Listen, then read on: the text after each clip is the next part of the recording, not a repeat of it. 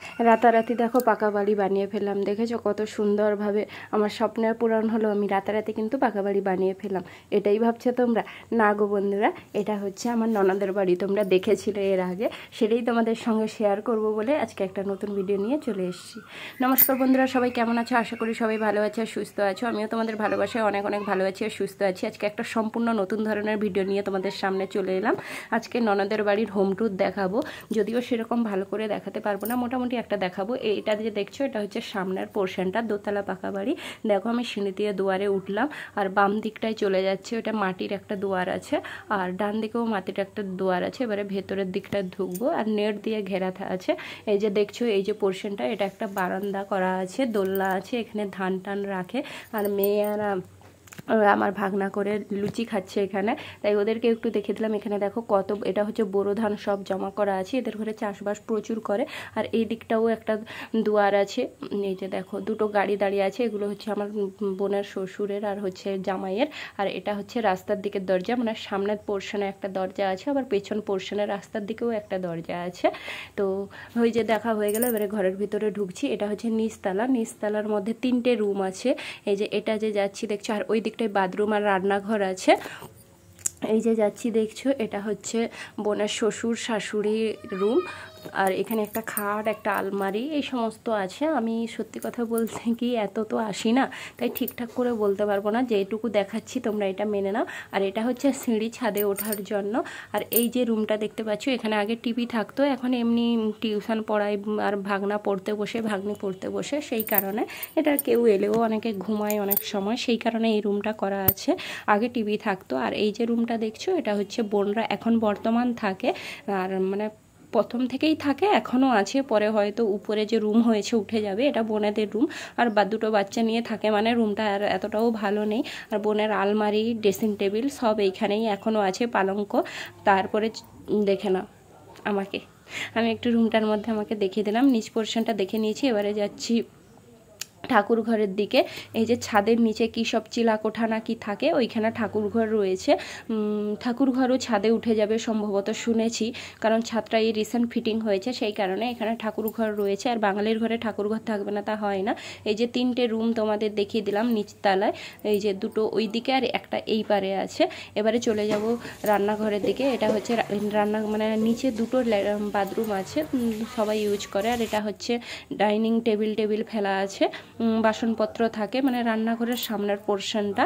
এবারে দেখো কত সুন্দর করে গোছানো আছে। আর ওই যে জানলার ভেতর দিয়ে রুমটা দেখছো, এটা হচ্ছে বোনের শ্বশুরের রুম, সেই কারণে মানে এরকম ভাগ করা আছে, যে যার ঘরে যেরকম ভাগ করা আছে।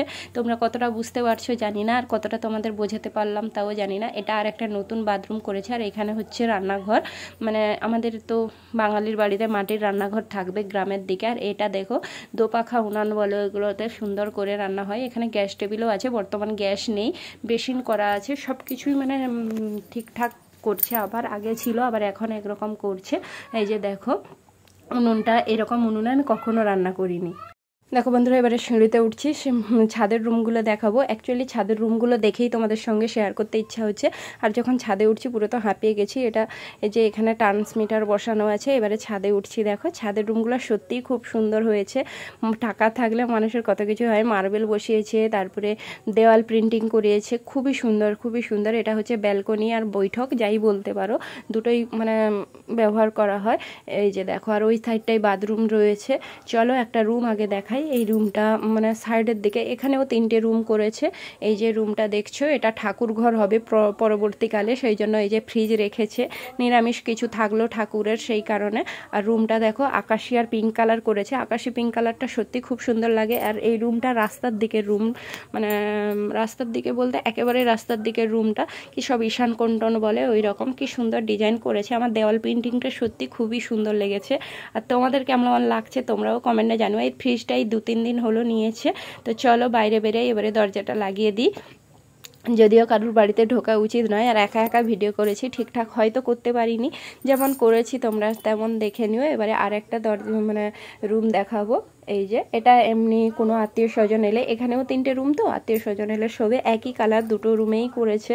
এই যে দেখো দেওয়াল প্রিন্টিং সেই আকাশি আর গোলাপির কম্বিনেশনে করেছে, আর নিচে হোয়াইট ঠিক নয়, ছাই ছাই কালারের মার্বেল বসিয়েছে, উপরটা এরকম ডিজাইন করেছে।